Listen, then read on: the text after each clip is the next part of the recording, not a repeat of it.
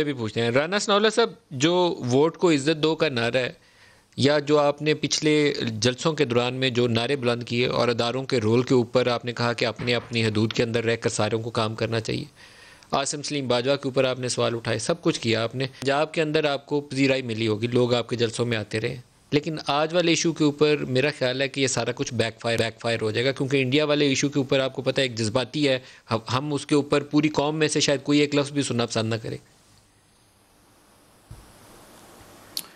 नहीं देखें, ये जो इस वक्त हमारा हुक्मरान टोला है, ये नफ़रत और इंतकाम में जो है ना ये गर्क है। यानी इसे ना नफ़रत और इंतकाम के अलावा इसे कुछ सुझाई नहीं देता।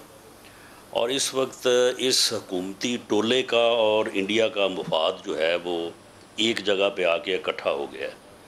इसलिए अपोजिशन का जो भी बयान होता है उसको पहले तो ये टोला जो है और इसके इन्होंने, क्योंकि इनका यानी काम यही है कि प्रोपेगेंडा करते हैं। ये प्रोपेगेंडा के लिए इन्होंने एक तर्जमानों की फ़ौज भर्ती की हुई है।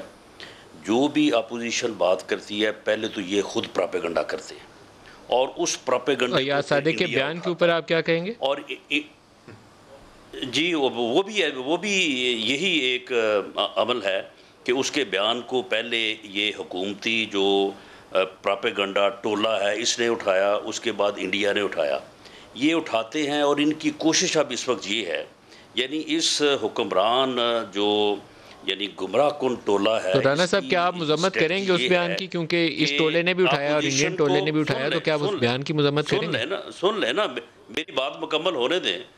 यानी इस टोले की भी ये कोशिश है कि अपोजिशन और मसल्ह अफवाज या अदारों को आपस में जो है वो मुतसादम कर दिया जाए।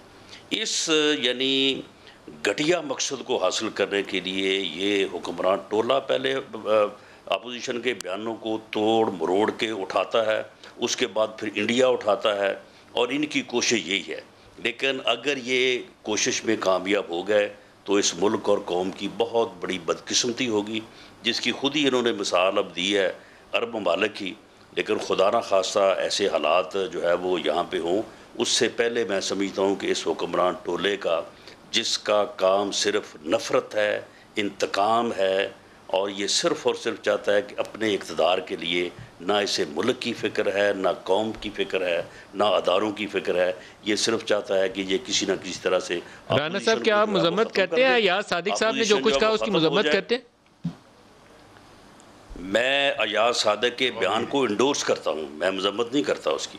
उसमें कोई मजम्मत वाली बात नहीं है। आप कहते हैं कि जब वो वज़ीर ख़ारिजा है तो उनकी टांगें कपकपा रही थी और माथे में पसीना था, भी यही कहते हैं? ये सुन लेना, हुकूमती टोला जो है इसने उस बयान को मिस इंटरप्रेट करके ये तस्सुर उभारा है इसने, और उसके बाद इसको इंडिया ने उठाया है। और इनका मकसद, बुनियादी मकसद यही है कि अपोजिशन और अदारों को लड़ाएं। अदारे जो हैं वो